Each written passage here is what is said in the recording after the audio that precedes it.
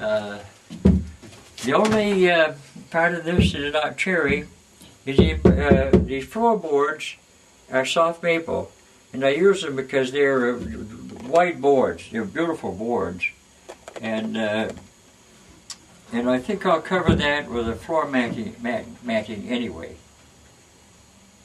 And of course, when we're trying to build something, we wonder just what we ought to do.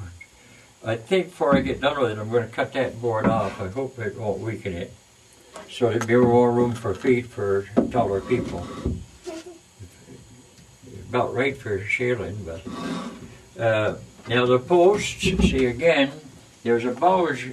There's a bulge in this building, in this cab here, so it bulges out. You kind of have to figure about how much.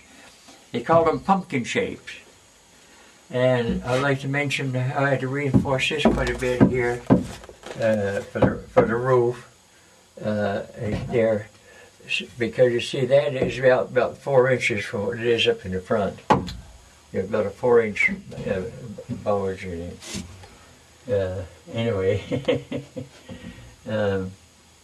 I guess that's about it. Anyway, of course, this seat goes down for 3 people. They call them a 9-passenger coach, and there'd be certainly for shielding size. There'd be more than 3 there, but 3 could sit here, and then 3 here, so there'd be room for 9 people. And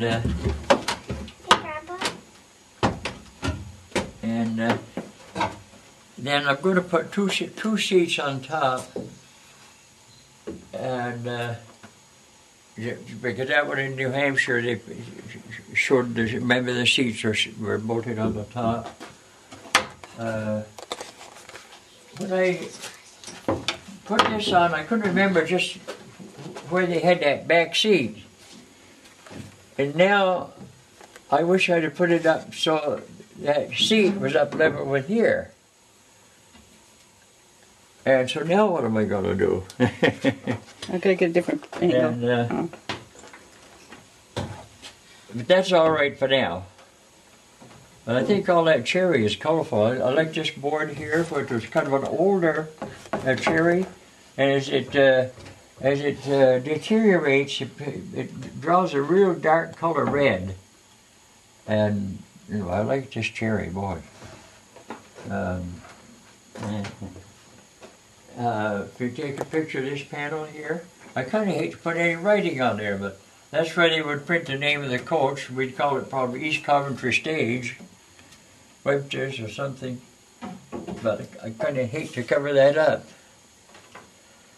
But I have a lady that's coming. She stopped here a couple of days ago, and she's going to paint the design on here. And if on this tape, I guess you could show how some of those stages, some of those coaches look, could you, right on that tape from your... I can put them in. Yeah. Yeah. From your... I gotta get on this side. Yeah. Now, I like the lamps. I go around, and of course I went to auctions for 20 years, and I found those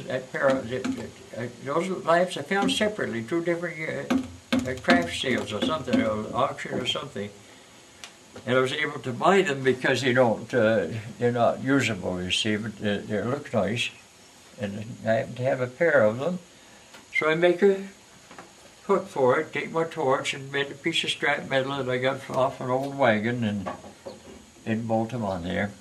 And this here is the seat for the driver. And they always had they usually had two drivers, two people, and the coachman always sat on the right, the guy driving, the helper here, and they had a seat up here for 2 people also, could sit there. So really on a coach like this, they could have 9 inside, and 2, 4, 6, 8, 10 people right on the top.